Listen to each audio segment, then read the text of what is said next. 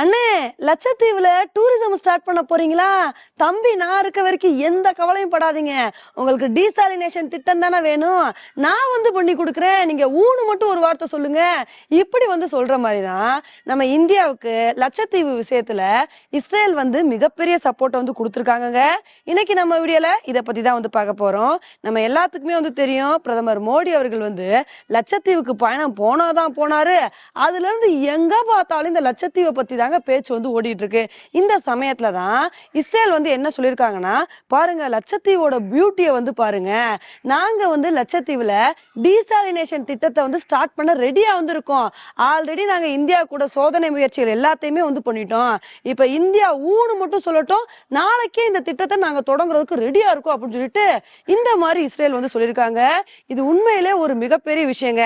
ஏன்னா இப்ப நம்ம இந்தியா என்ன முயற்சி எடுத்துட்டு வந்துட்டு இருக்காங்க, எப்படியாவது லட்சத்தீவை டெவலப் பண்ணி அங்க டூரிசத்தை கொண்டு வரணும் அப்படின்றதுக்காண்டி தான் இந்த மாதிரி முயற்சிகளை எடுத்துட்டு வந்துட்டு இருக்காங்க.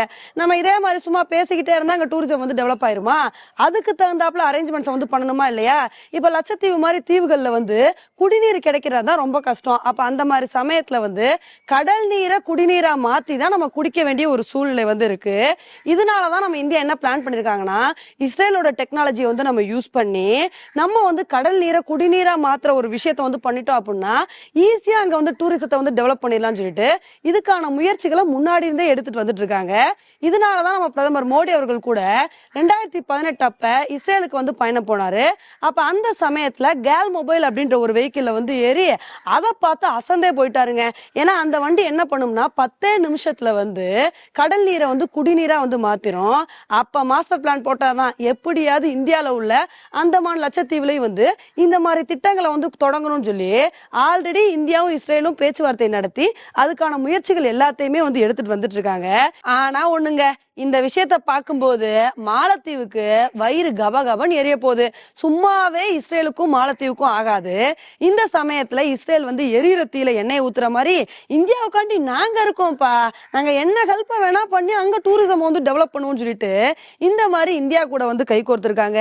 இதை பார்க்கும்போது மாலத்தீவுக்கு செம கடுப்பா இருக்கும். ஏன்னா ஆல்ரெடி லட்சத்தீவை பத்தி பெருமையா பேசினவுடனே மாலத்தீவு என்ன சொல்லிட்டு வந்துட்டு இருக்காங்கன்னா, எங்க நாடு மாதிரிலாம் உங்க நாடு வராது, நாங்க கொடுக்குற ஃபெசிலிட்டிஸ் அவங்களால கொடுக்க முடியுமா அப்படின்ற மாதிரிலாம் கேள்வி எழுப்பிட்டு வந்துட்டு இருக்காங்க. இப்படி இருக்கும்போது இந்த மாதிரி இஸ்ரேலும் நமக்கு சப்போர்ட் பண்றாங்கன்னு சொன்ன உடனே அவங்க ரொம்பவே டென்ஷன் ஆயிருவாங்க. இதனாலதானோ என்னமோ மாலத்தீவோட அதிபர் சைனாவுக்கு போன மனுஷன் அங்க போய் ஒரு நிகழ்ச்சியில என்ன பேசிருக்காருன்னா, எப்பா எங்க நாட்டுல டூரிசம் தான்ப்பா முக்கியம், எங்க நாட்டுக்கு சைனா நிறைய ஹெல்ப்பை பண்ணிட்டு வந்துட்டு இருக்கீங்க. இப்படி இருக்கும்போது உங்க நாட்டுல இருந்து நிறைய சுற்றுலா பயணிகளையும் எங்க நாட்டுக்கு அனுப்புங்க, இது எங்க நாட்டோட பொருளாதாரத்துக்கு ரொம்ப ஹெல்ப்ஃபுல்லா இருக்கும்னு சொல்லிட்டு இப்படி கெஞ்சாத குறையா பேசியிருக்காருங்க.